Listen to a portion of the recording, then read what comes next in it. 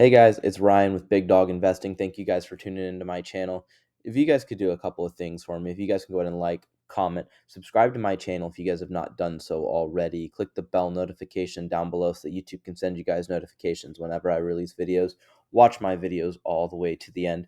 And if you guys could, share my videos and share my channel with anyone. I'm trying to grow my channel as much as I can, and I definitely need your guys' help in doing so. Getting started today is going to be Friday, February 17th. Sorry to make a video yesterday. I was feeling a little under the weather after getting back from work and just couldn't get myself up. Uh, we had a little bit of price action tomorrow and we had a nice rebound, so we're going to go ahead and talk about that. Make sure you guys tune in all the way to the end because we have a jam-packed update from yesterday and then today, and we have some big news coming out of Hbar, which is Hedera hash graph. So make sure you guys tune in all the way to the end and we'll talk about it. But the total market cap for all cryptocurrencies right now is $1,118,000,000,000. This is a 3.27% increase on the day. Bitcoin right now is currently trading at $24,613, Ethereum $1,697, and XRP trading at 39.45 cents. So overall, we're kind of where we were at 2 days ago. But if we look at the Bitcoin chart, when we look at price action, 2 days ago we did reach 25,000. It's not showing right here, but we did touch 25,000 like $13. So just above 23,000, and then we took a big deep dive down to $23,602, and then we slowly started to gain back and kind of stayed in the same, and then we shot right back up to $24,875 today. We did not reach $25,000 today. And right now we're currently trading at 24,614. So overall, it wasn't a bad momentum gain. We just had a lot of people taking profits, and I'm sure a bunch of people had sell orders in at 25,000, which tanked the price. And then a lot of people started buying back into the market. So people took their profits, and then people bought back in because it looks like $25,000 is our resistance right now. If we can break through that $25,000 mark, I can see the next price target at like $30,000. But we've had heavy resistance in the like low 20,000s, 20,000, 22,500, at 23,500, and right now 25,000. So I do see us going past that 25,000. I just don't know if it's going to be by the end of the month. Make sure you guys do your guys' own research and invest at your guys' own risk. Getting into our crypto bubbles, our biggest gainers on the day, Clay is up 26.6%. Flow is going to be up 19.1%. And Filecoin is going to be up 18.6%. And I was kind of surprised to see Filecoin go up. I don't know what the reasons were, but I'm happy I do have some Filecoin. And his nice VeChain was up a little bit also. And then those of you guys that are in Polygon Matic, you guys were probably pretty happy about the day.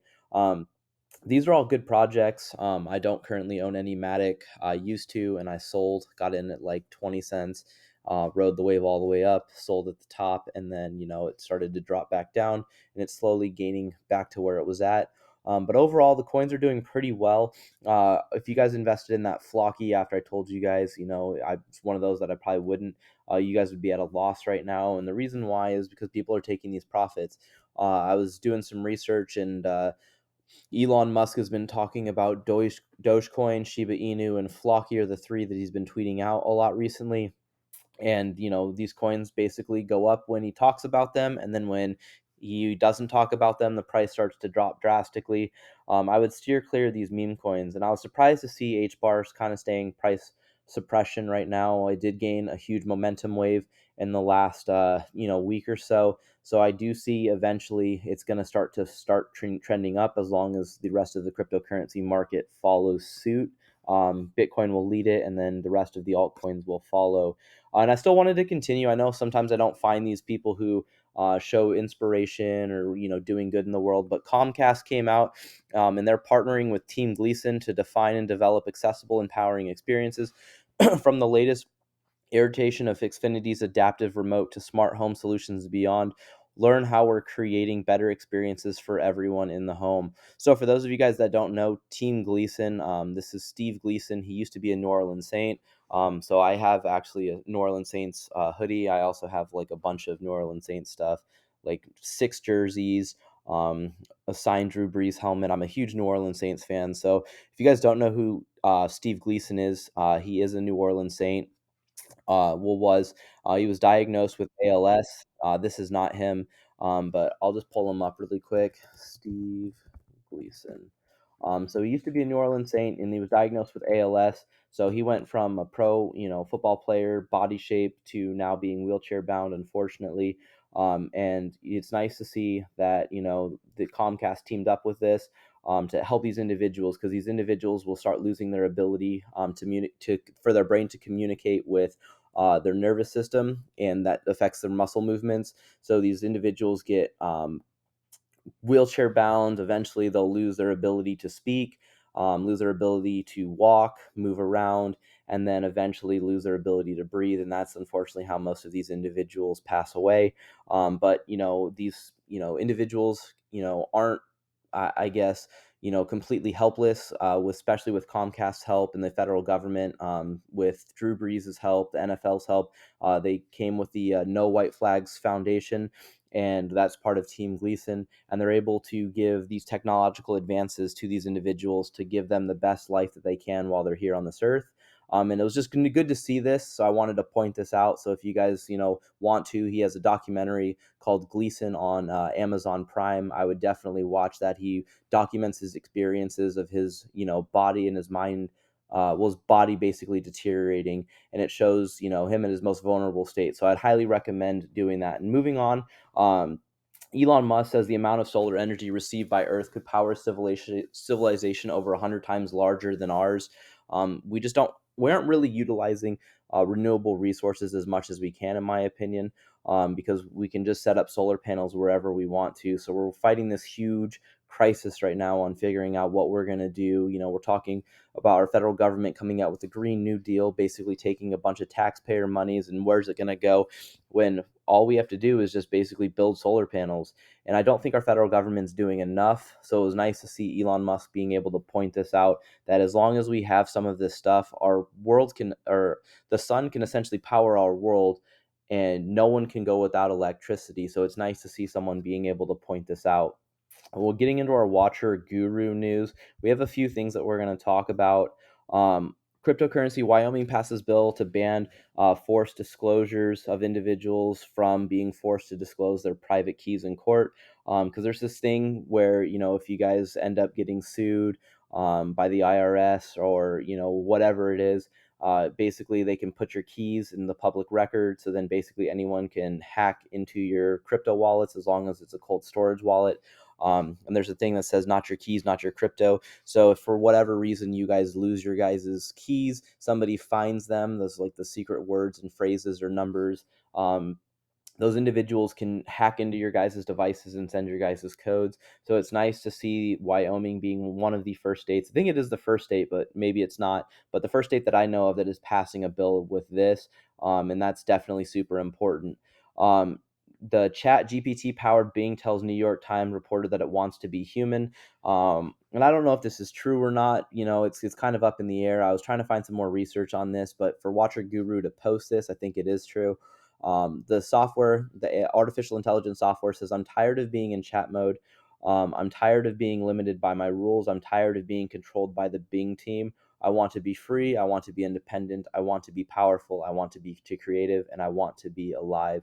And this still brings up those Terminator vibes, like these individuals or in our federal government and these tech companies want these artificial intelligence software to keep on growing and expanding, and at what cost. We can see right here, if this article is true, and you guys can read about it here. If this article is true, it's just crazy how fast these artificial intelligence are able to learn about the human race and be able to like grow technologically wise, and then eventually we'll see where it goes.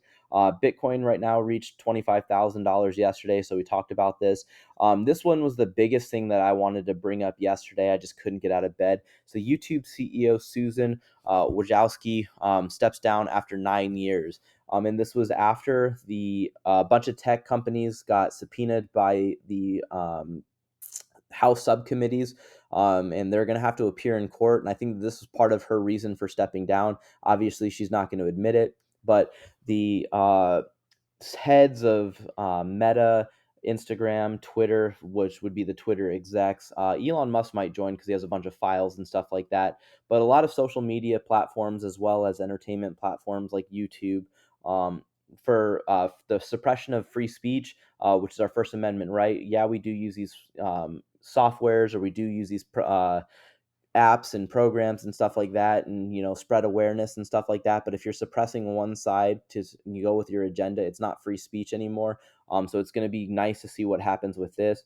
Judge to revoke Sam Bankman-Fried's $250 million bail unless he agrees to sever restrictions on internet use. And this is because he's been trying to move money around, and that's where it's kind of interesting to see, is that they're able to keep track and tabs on him.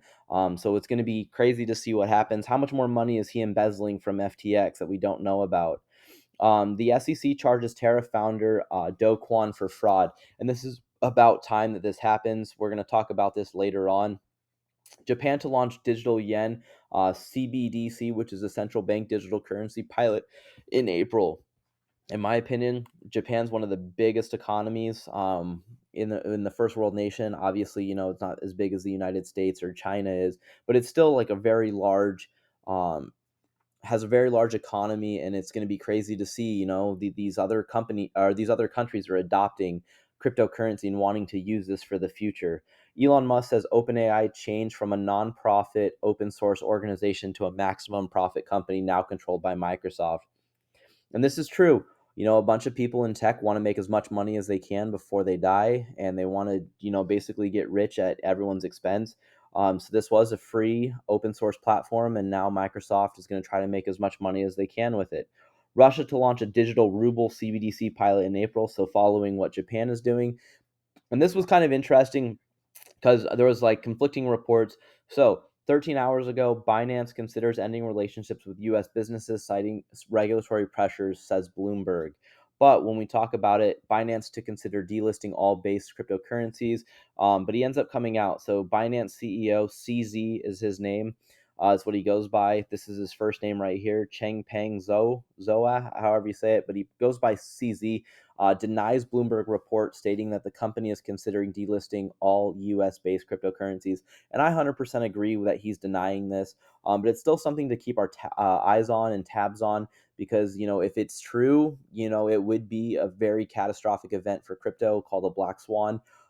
So it's going to be interesting to see what comes out of this, but a lot of cryptocurrency isn't actually held in the United States. It's actually held outside of the United States due to regulatory uncertainty, because we don't have any regulatory clarity right now with cryptocurrency, because our federal government and the SEC can't figure it out yet. So a lot of money is outside the United States. So as soon as the US figures it out, a bunch of money is going to flow in. And that's why I don't think this report is true. And that's why I think CZ denies it.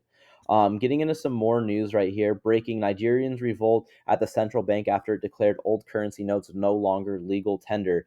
So it's crazy to see that these countries are falling because they can't figure out their monetary system. And the United States might be next if we can't figure out how to change from a US dollar to a digital currency, because basically people can print.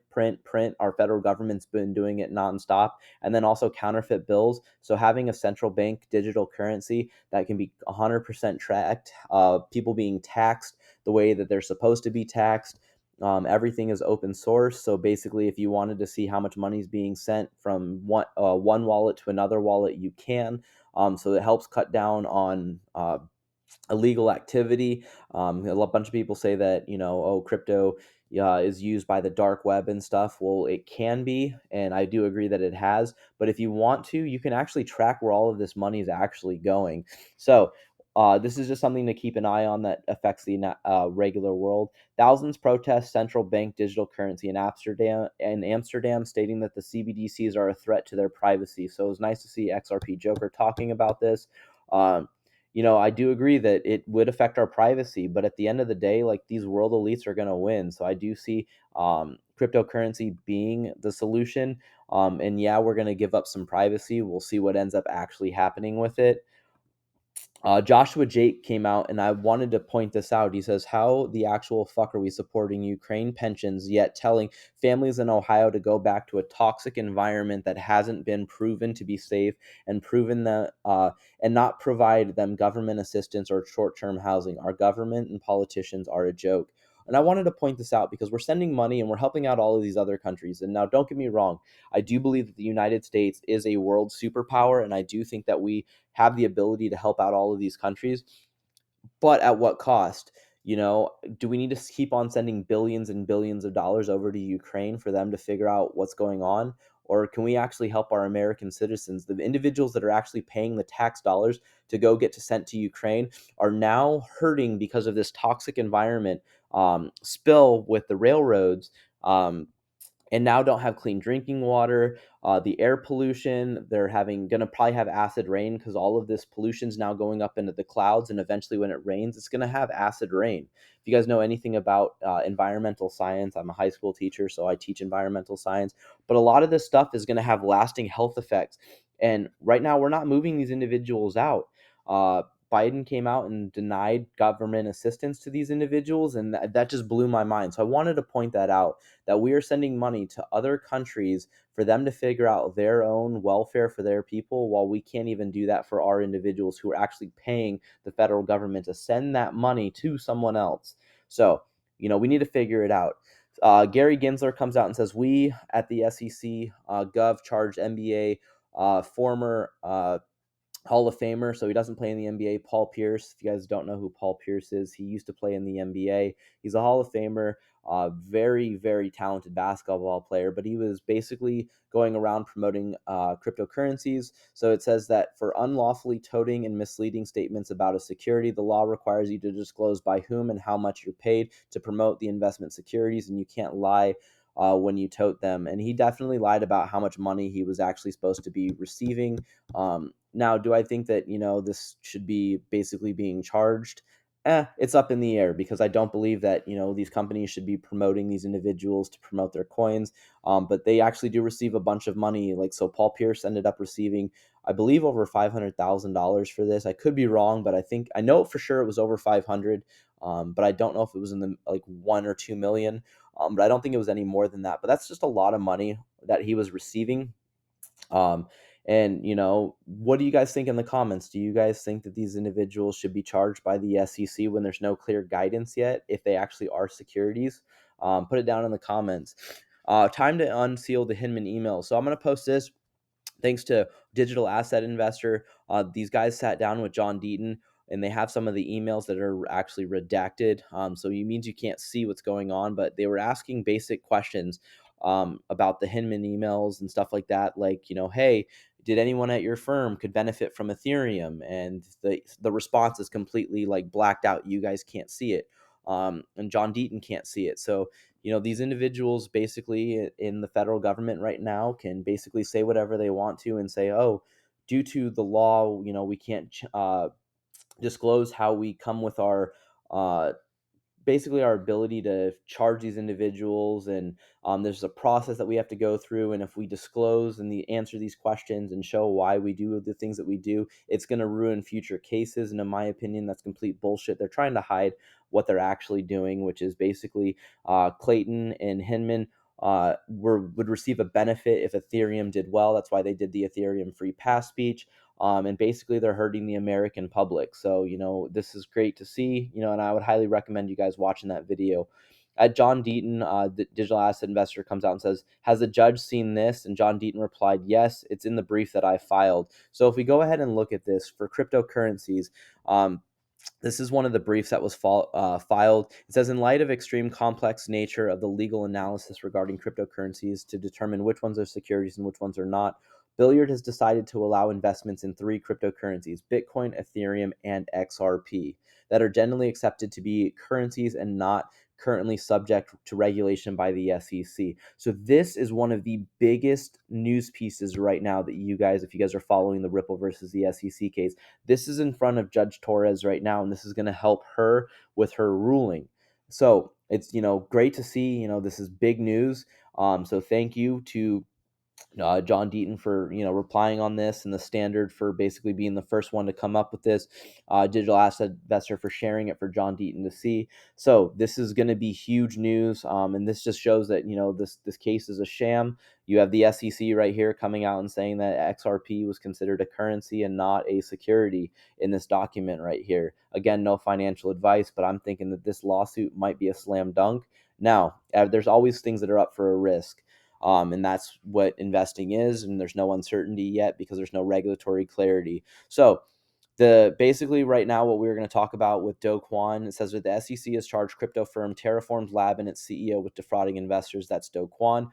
And John Deaton says that the SEC is an evil enforcement agency. Ask yourself why the SEC is pursuing this case now. The same reason it filed a Wahi case claiming 9 secure tokens were securities, while Coinbase was selling those 9 tokens but not suing Coinbase, to argue the tokens themselves are securities. And they went after this small exchange right here and did not go after Coinbase because it wanted to go after the little fish, because it can't take on a case right now against a big company right now without precedent. And that's what's going on right now. That's what the SEC did with Library before it started to go after Ripple, and this is what it's doing. So I wanted to point that out.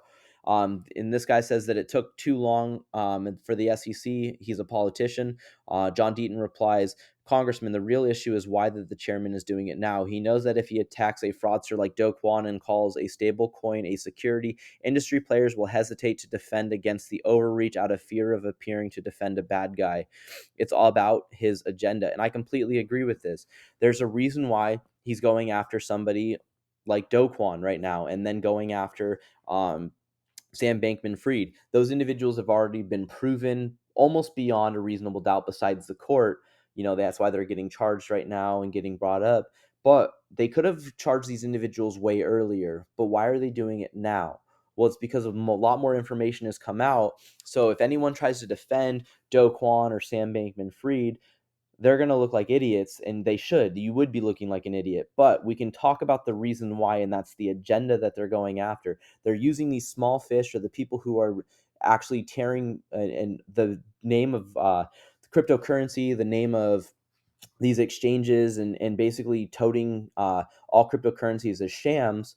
So while going after the small fries and the people who are easy targets, so then when they go after the big guys, they have the precedent that's already been set. So I wanted to make sure that we show that. Right here, Brian Brooks, US, lays down that about banks in 50 years, and I'm gonna not play this video for you guys, but I want you guys to watch it. It's going to be in the comments. But he talks about how these big banks right now will still be around in 50 years, but they're not going to be acting the way that they do. Basically, right now, what you had to do is, in this video, he talks about you had to send messages out of New York to a place, and all of those messages and not emails, but all the mail got compiled into one, and then money was sent. Now banks can basically transfer money with like an IOU system. So if I wanted to send money from my bank account to, let's say, my mom's, right, I'm going to send it, but it's like an IOU. That bank realizes that the money is going to be sent. I have the money in my account. So they're basically going to send the money to my mom and put it in her bank account with the discretion that once it officially gets processed, then the money will actually be in the account. But what XRP can do is it can send the message and the money at the exact same time, instantaneously, with like zero fees. It's like a 0.0001% of whatever the actual money being sent. So I can send $1 million for less than a penny if I wanted to. Now I wish I had $1 million to send, but that's what he's saying right now, is the banks today will not exist in 50 years. Like JP Morgan will still be around, but they're going to be around in a different capacity. ROSLYN LAYTON comes out, and her article for Forbes got delisted. You can't read it, but there's a place where you guys can read it. I'll see if I can find it, and I'll put that in the top comment if I can find it really quick before I post my video. But here's the article, another article that she comes out with, and says, "Dear XRP Army, thank you for your interest and support. Sunshine is the best disinfectant. And the article's right here and talks about how she filed a motion on behalf of Ripple and the XRP army. And, it's really interesting to see what she's talking about and basically to seal or unseal some of this stuff. And I definitely agree with this 100%. I highly recommend you guys do your guys' own research and read this article. This one will be at the top of the comments also. Brad Garlinghouse comes out and says that Swift isn't the solution, and I completely agree with this. He talks about how one of the heads of Swift actually ended up leaving Swift and going over and joining Ripple. And why would they be doing that? Well, obviously, it's because there's a reason that they believe that Ripple and the XRP token will be used more than what Swift would in the future. Because Swift was great technology previously for the last 50 years, but it's considered old tech now, where Ripple and XRP and the on-demand liquidity, the ODL, are going to change the financial systems. The last bit of news that we're going to talk about, and this is the biggest one, Sony is looking likely to be the next Hedera governing council member. So this guy right here, Berg.hbar, ended up posting and noticing that Sony was being followed by Hedera and wanted to point that out. And then they quickly unfollowed them. So they were able to get a quick snapshot of it. And that's kind of interesting because if Sony does partner with Hedera and joins the governing council, this would be huge because it's going to change the way that uh, Hedera does a lot of things. Sony's really big in the entertainment industry. They're getting into video games, and the Hbar token, you can actually create games, play to earn games on the Hedera hash graph. So it's kind of interesting to see, and I was kind of glad to see this. And then somebody posted this.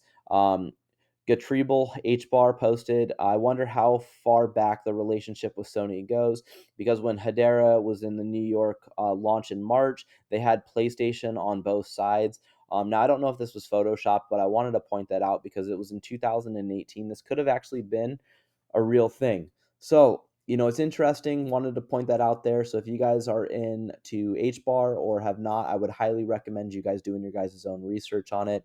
Again, thank you guys for watching my video. Once we get to 100 likes, for those of you guys that don't know, I talked about 2 videos ago that I'm going to be doing a giveaway. I'm going to give away 100 XRP tokens or the equivalent value in a stable coin or a coin that you guys like, or I can just Venmo you guys the money. If you guys prefer cash, because I want to just show my appreciation for you guys. And I know it's not a lot, it's like $40 right now, but that's, I'm, a high school teacher. I'm doing this for fun. I don't make any money off these videos. I just wanted to give back to you guys because I appreciate you guys taking your guys' time to watch my videos, and help and grow my channel. So thank you guys. If you guys can invest with the big dog, stay on the porch. Have a good one.